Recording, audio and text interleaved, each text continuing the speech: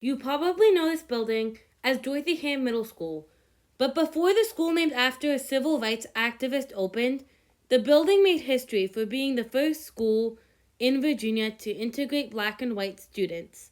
This history has a lasting impact on the school it houses today, on Arlington County, and the state of Virginia, as it furthered the effort of desegregation in the United States. Though Dorothy-Hamm-Middle School is the newest middle school in Arlington, it has a long history of civil rights and activism. The middle of the 20th century was an economic boom for many Americans. The U.S. economy was growing rapidly, and America was gaining power around the world. Except one thing was missing: equality. While white Americans were facing one of the best decades yet, black Americans were not being given the same opportunities. The separate but equal schools didn't provide equal education for all races and were blatant discrimination. Many black families would send their kids to Washington, D.C. public schools for a better, more equitable education. But in 1946, D.C. started charging Arlington residents to attend. On September 3, 1947, a student at Hoffman Boston named Constance Carter and her mother, Eleanor Taylor, who was a NAACP member, attempted to enroll her in the all-white Washington Lee High School because Hoffman Boston didn't offer the classes she wanted to take. When she was denied enrollment, Constance and her mother worked with NAACP lawyers to file a lawsuit. Constance Carter v. Arlington Public Schools, after an appeal, ruled that black schools should receive the same resources and funding as white schools. Soon after, Brown v. Board of Education, 5 separate court cases that all had to do with whether segregation in schools was legal, ruled that separate but equal is by definition unequal and violates the Constitution. This was a revolutionary ruling at a time where most schools in America were segregated. So in January of 1956, Arlington Public Schools decided to plan for integration. Sadly, these plans did not make it very far because the Commonwealth of Virginia was still pushing back against the decision. This year was also the year that a civil action case was filed to force APS to integrate, in which Dorothy Hamm, a NAACP member, and her husband, Edward Leslie Hamm, were plaintiffs, but the case resulted in no action from the court system. Dorothy Hamm wanted her children to go to Stratford, which was near their house on the segregated Halls Hill, and her actions and advocacy were a key part of desegregating schools. Efforts to implement the ruling of Brown v. Board of Education seemed lost. In fact, on September 21st, 1956, in the Virginia General Assembly, Virginia Democrat Senator Harry F. Byrd Sr. called for quote-unquote massive resistance against the ruling. This massive resistance was a group of laws that acted as barriers against integration. One effect of these laws was a pupil placement program that had the power to assign students to schools and give monetary aid to those who opposed integration. Soon after, Dorothy Hamm attempted to enroll her son into Stratford Junior High, but the quote-unquote massive resistance laws were still barriers, pushing back against integration, and her son, Edward Leslie Hamm, Jr., was denied enrollment. Massive resistance was later ruled illegal in the Virginia Supreme Court case James v. Duckworth, so APS planned for black students to be enrolled in Stratford Junior High in the 58-59 school year.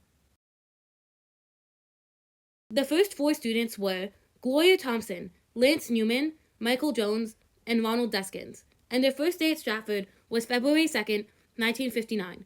In their words, this is what happened on that day. I remember going down, or getting into Mr. Jones's car, Michael's father's car, driving down Lee Highway through Old Dominion Drive, and we were dropped off at the street, across the street, on the far side of the street. We walked across the street, and there was a ton of cops.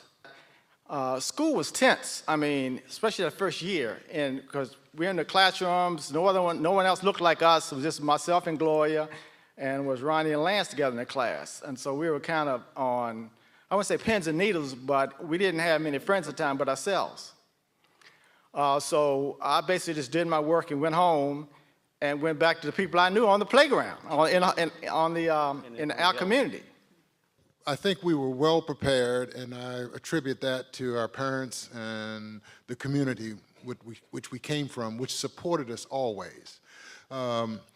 It was tense, especially that first day. We did have a couple of students in the class who had volunteered to show us around, to make sure that we got to other classes smoothly, show us where the cafeteria was. I think on that first and maybe a few days, they even sat and ate with us.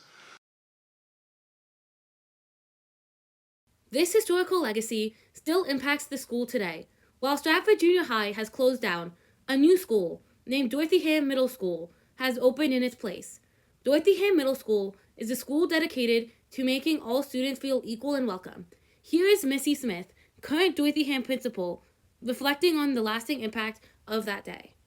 Thank you for asking me to be here. So the importance of the integration really is this idea that families in Arlington, in particular African American families, really wanted an equal access for their kids to a high quality education and a beautiful building, right? They all deserve to have access to the resources and materials and buildings that allow for a really great education.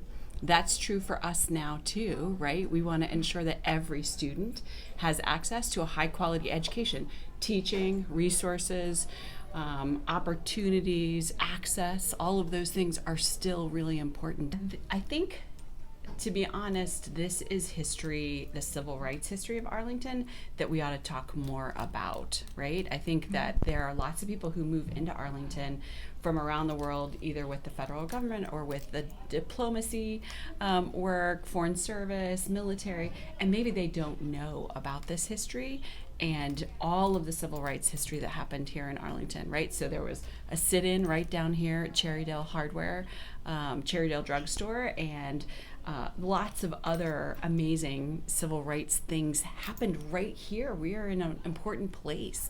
And I think that history needs to be talked about. And I think people need to know it and respect it and continue the work to make sure that we are making sure that everybody feels like they belong, right? That we're creating an inclusive environment where everyone feels connected to our school and to our community. So that would be lesson number one.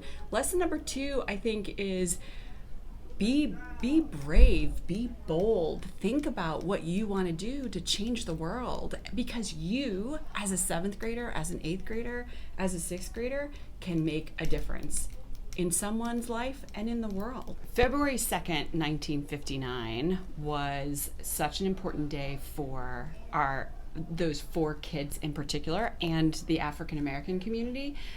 The lasting effects, I think, are that we still seek to make sure that anyone who enters our doors, regardless of where they come from, what language they speak, what identity they have, feels welcome and feels included. So yeah, that same experience of the 4 students that integrated the building, that's the experience that I want everyone to have.